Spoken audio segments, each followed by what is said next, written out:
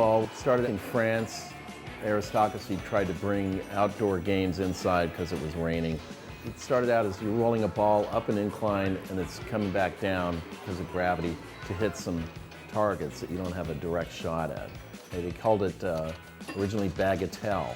It came over to America when the French helped us fight against the Brits during our independence. About 100 years later, an Englishman introduced the spring-loaded plungers, and then you got to jump about another 60 years, and it was kind of replacing slot machines, which had become really popular but illegal. And after that, they got flippers, and now it's still going strong. I'm Michael Schiess. I'm the founder and executive director of the Pacific Pinball Museum in Alameda, California.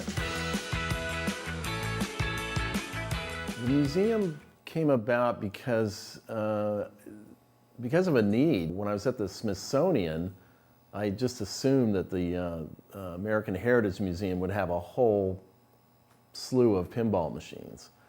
And after looking for 3 hours, found that there was only one, and it was a Miss Pac-Man video game. So I started writing them letters, and then they just answered me with, no, we're not going to do pinball. And I thought, well, this is an important part of American culture, and if nobody's going to do it, then I'll do it, because I find it really fascinating. Hi, I'm going to give you a brief tour, starting in the history room of our pinball museum, so just follow me this way.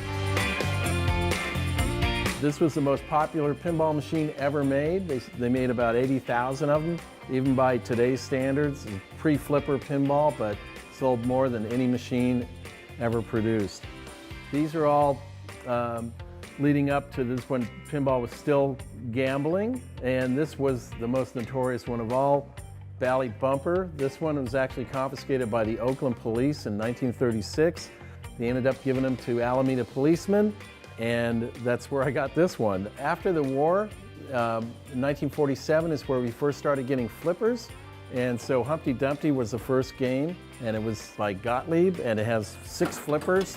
They didn't really know where to put them, so they could just kind of put them on both sides of the thing, and you're more or less waving high to the ball as it goes sailing past and down to the drain. But it entered a whole nother era of pinball now with flippers. Why do I love pinball? The first thing right off the bat was the graphic art. I was really into comic books and comic art, cartoon art, underground comics. I was really into Zap and the oddball stuff.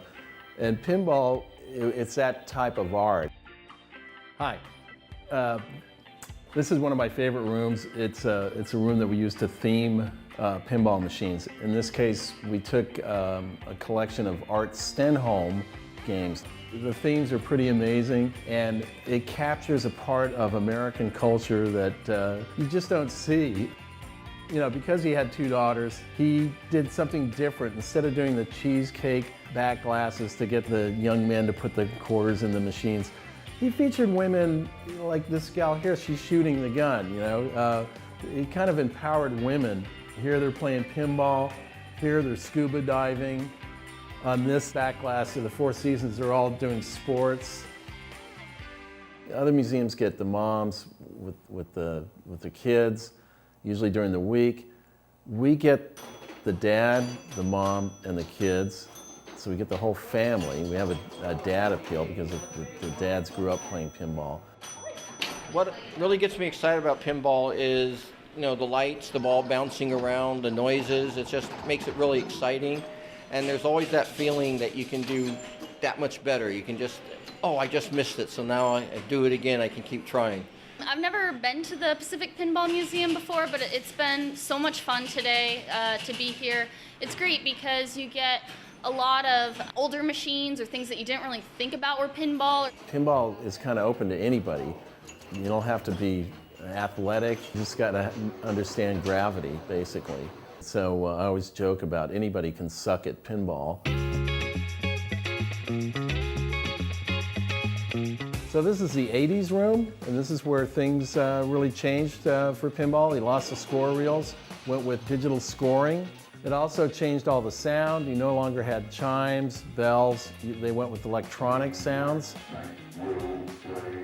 And you had the first talking in pinball machines In fact, Gorgar here was the first machine to feature a talking human voice, in this case, Gorgar himself.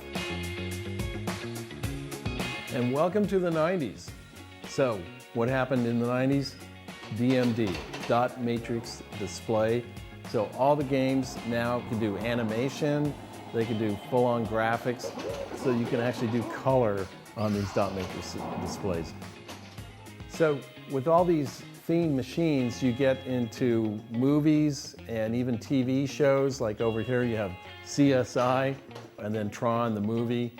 And basically that has continued the trend till today. We have always aspired to be the Smithsonian of pinball. There's so much history and culture. It spans not just the graphic art, but the art of engineering. We also want to teach with it.